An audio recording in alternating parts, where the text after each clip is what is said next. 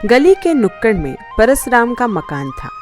वहाँ रहने वाली देवरानी और जेठानी की आपस में बनती नहीं थी।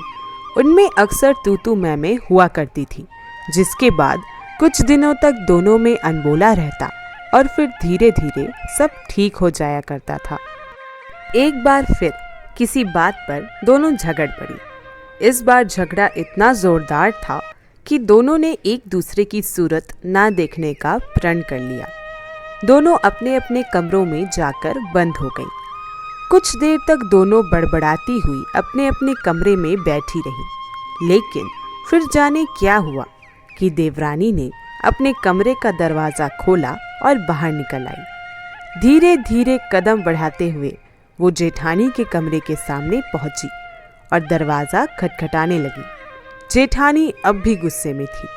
उसने दरवाज़ा खोले बिना ही पूछा, कौन है? देवरानी बोली, दीदी मैं हूँ, दरवाज़ा खोलो। जेठानी भड़की, अब क्यों आई है मेरे पास? कभी मुंह ना दिखाने का प्रण लिया है ना, तो दूर रह, मेरे पास मत आ। देवरानी बोली, दीदी उस समय गुस्से में मैंने वह प्रण ले लिया था और सोचा था कि अब कभी ना अपनी सूरत आपको दिखाऊंगी, ना ही आपकी देखूंगी। लेकिन जब माँ की बात याद आई तो इरादा बदल गया। माँ ने कहा था कि जब कभी किसी से मनमुटाव हो जाए तो सदा वह अपने हृदय में दबाए मत रहना। उस व्यक्ति की बुराई को नहीं बल्कि अच्छाई को याद करना। आज झगड़े के बाद जब मैंने आपके दिए गए प्रेम के बारे में सोचा तो मेरा हृदय द्रवित हो गया। मुझे क्षमा कर दो दीदी, बाहर आओ, मैंने चाय बनाई है, आओ साथ में चाय पिएं। देवरानी की बात सुनकर जेठानी का हृदय पसीज गया। उसने तुरंत दरवाज़ा खोल दिया और देवरानी को गले से लगा लिया। उसके बाद दोनों बहनों की तरह ही एक साथ चाय पीने लगी, मानो कुछ देर पहले कुछ हुआ ही ना हो।